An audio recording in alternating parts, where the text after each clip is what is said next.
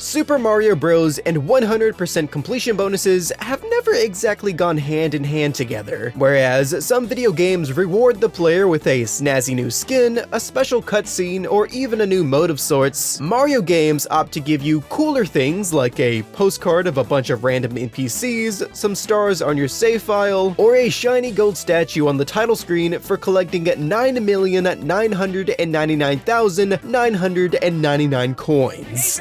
Totally worth it. If you can't tell, I'm being sarcastic. However, I gotta give it to you straight when it comes to Mario 64. This game right here has perhaps, without exaggeration, one of, if not the most famous completion rewards across all of gaming. You see this penguin? Well, after snagging each and every one of the 120 stars throughout the adventure, he gets a smidge bigger. Also, something else that's lesser known is that the cannon outside the castle grounds opens up, allowing you to shoot up to the top of the castle where none other than Yoshi awaits to deliver a message to the player thanking them for playing the game, while leaving you with maxed out lives and a sparkly new triple jump that prevents any fall damage. Bet you didn't know all that, huh? Alright, enough joshing around. I don't need to tell you how legendary this really is. The curiosity of wondering if you're even able to get on top of the castle somehow in some way continuously burns inside the player soon after starting the game itself, only further fueled by this strange closed-off cannon by the pond. What is this used for, and how do I even go about opening it? There's no babombs out here to talk to. Call me perplexed. Well, it's only after putting in the hard work of 120 stars later that it finally opens up to those who've earned it. And finally being able to shoot up to the castle would have been awesome enough, but the utter surprise of Yoshi, who you haven't seen since Mario World, and not to mention this being his first appearance in 3D, as you turn the corner just fills you with excitement. Yeah, it would have been neat to ride him around, though talking with an old buddy who comes with a heartwarming message is the next best thing. The maxed out lives before yeeting himself off the castle is a bit excessive, I can't deny,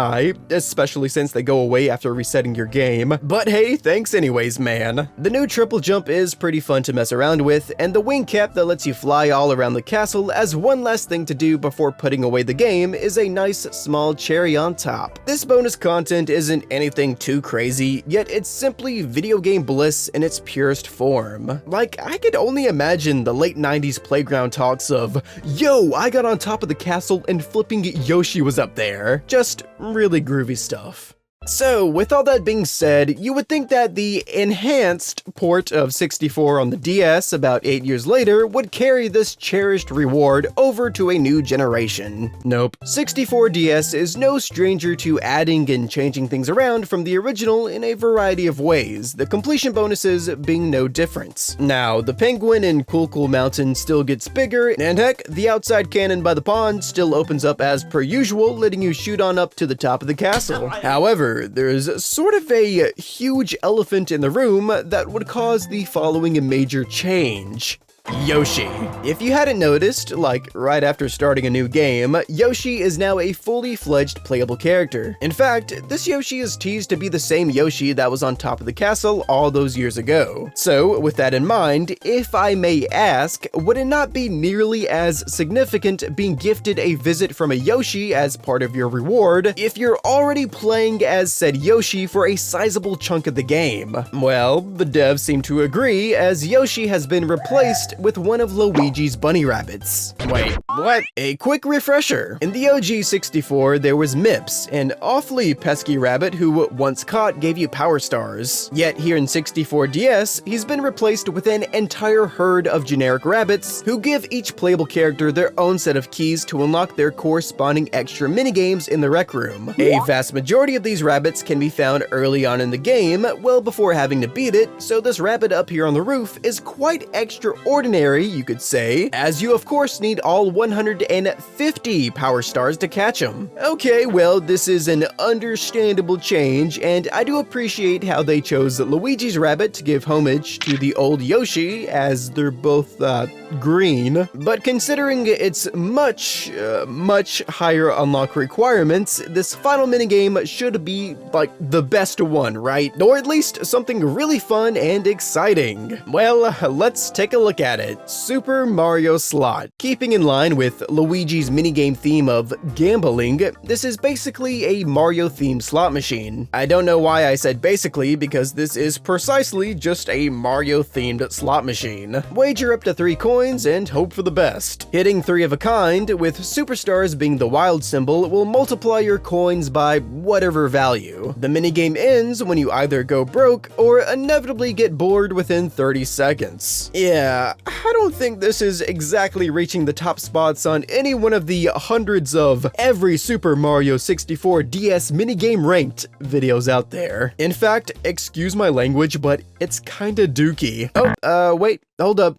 Sorry everybody. So apparently I messed up and I've been showing you footage of a different minigame named Mario Slot. Let me just switch on over to Super Mario Slot right quick and there we go. Corporate needs you to find the differences between this minigame and this minigame. They're the same. Minigame.